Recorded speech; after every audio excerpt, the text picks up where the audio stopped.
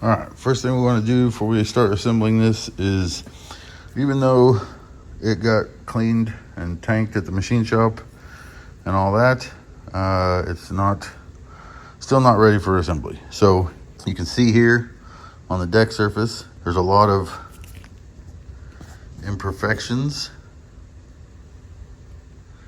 If I had to guess, I would say that someone went after this with a 3M roll-lock wheel or zip wheel, and it just has a lot of really deep scratches.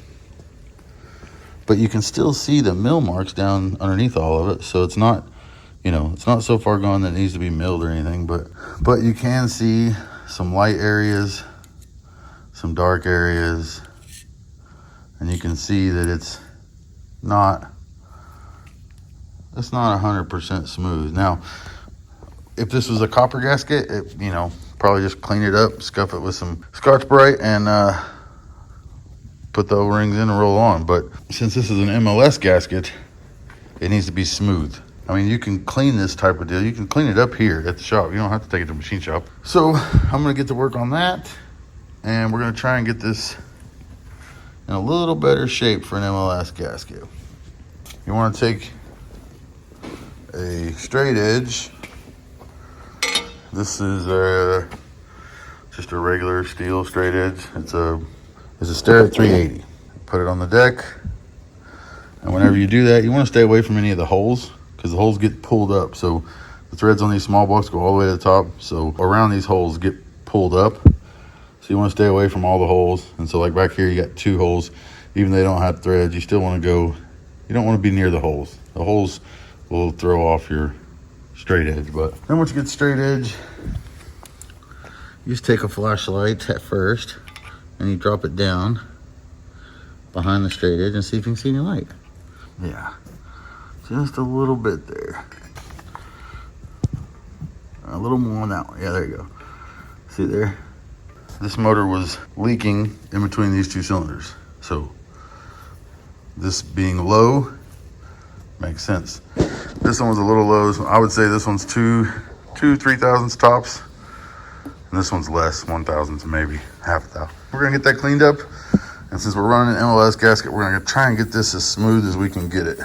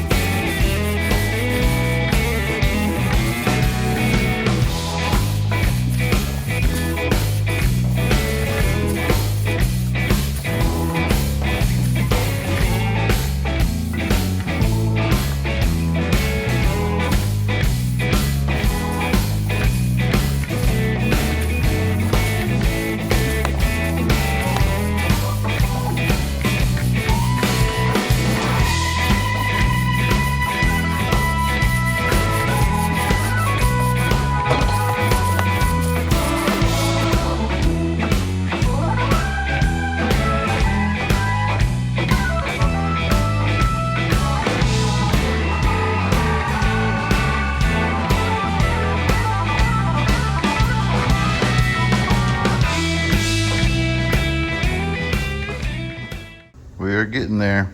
All I gotta do now is clean it all up real good, clean out all the oil galleys, all that stuff. And then start putting pipe plugs in it and rear main seal and start assembling it.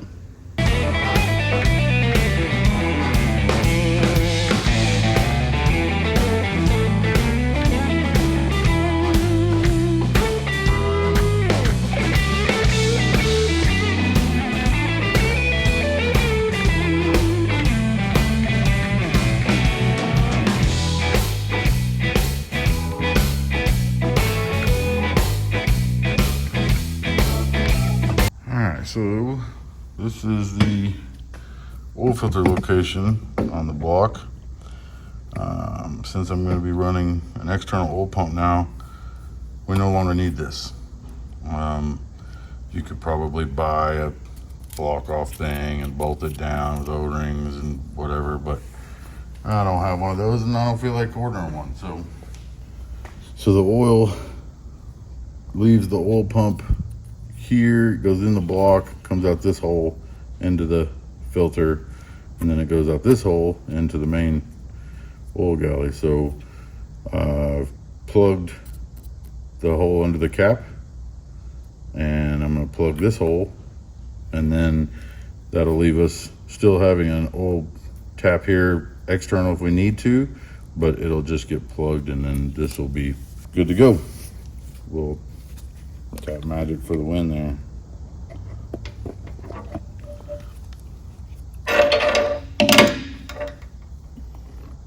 And I'm going to be using a half 14 tap, and it's cast iron, so you got to be kind of careful with cast.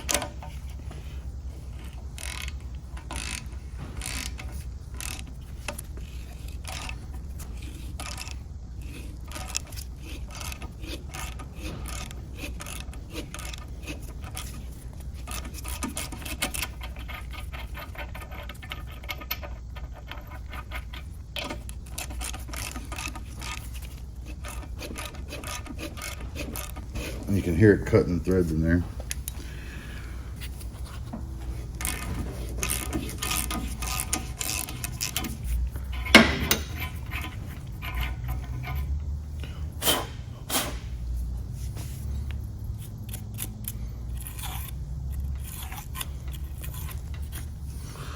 Oh yeah, we still got plenty of room.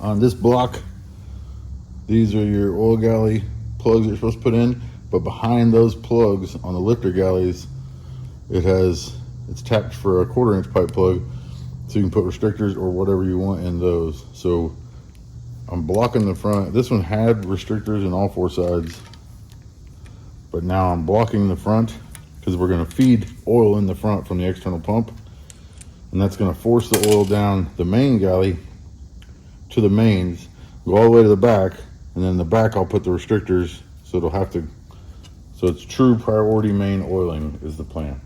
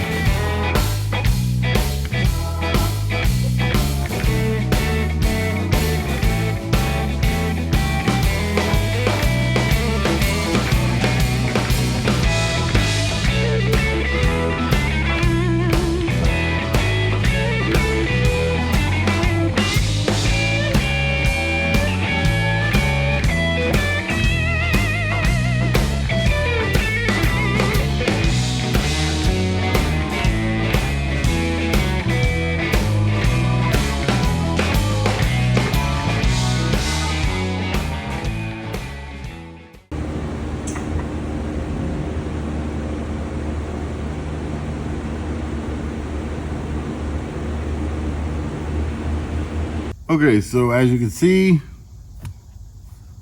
progress is happening. It's just not happening as fast as we would like it. The motor was going together, everything was great.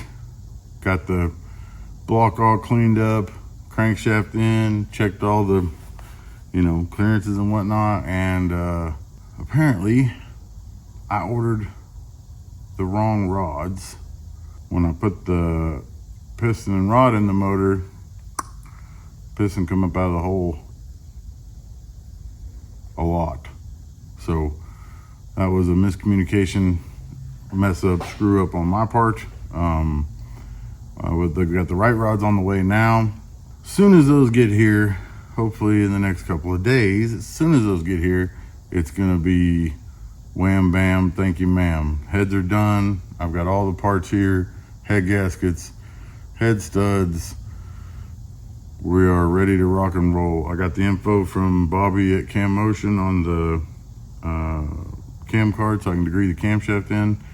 And yeah, I mean, things are gonna be happening quick now. So, and good thing, because weather's looking a little better for a couple of days. So hopefully I get the right parts in. Gerald said the rods weigh the same, so as long as there's no clearance issues with the pistons or camshaft or anything like that, then this deal should go right together, and we should have this thing making noise, the right noises, not the wrong noises. This thing should be making noise really quick. So it's, man, you think something goes together quick until you realize how much there is that goes into it.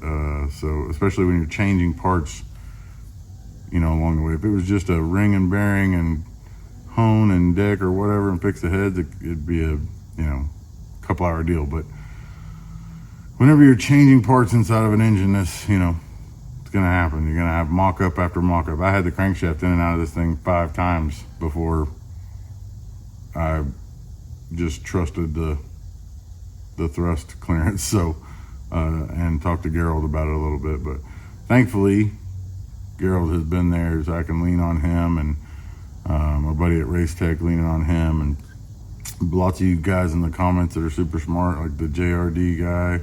A lot of you guys are adding a lot of really good info, and it's helping a bunch. So thank you to everybody that's been a part of this deal. Hopefully it's gonna run as good as it can for what it is for a short time, and then we get this thing making noise, we get this thing back together, and then we concentrate on just figuring out the chassis and ratios and tune-up and stuff while we're concentrating on getting Jackie's motor back, so that we can put all this in a good block before we tear it up even worse. Gerald got the heads done. They were cracked. He had to weld on the heads. The valve job looked 170 years old. They were warped.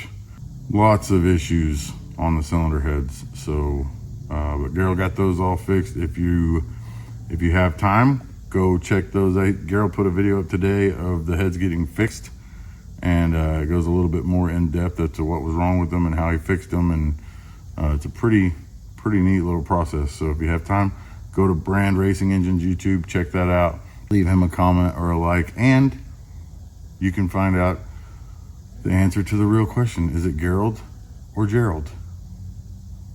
Other than that, hopefully in a couple of days I'll be finishing this engine, and you guys can follow us along for that, and then degreeing the camshaft, and man, we make a noise.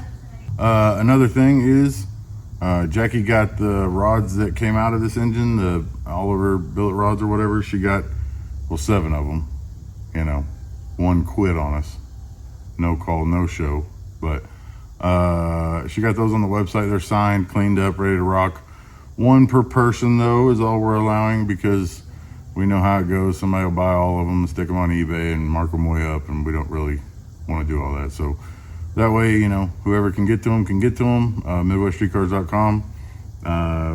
Merch, rods, whatever you can find that you want, get after it. I'm going to get back to trying to make the car ready for the engine. Got a belly pan to build and all kinds of other stuff. So stay tuned. Well, bye.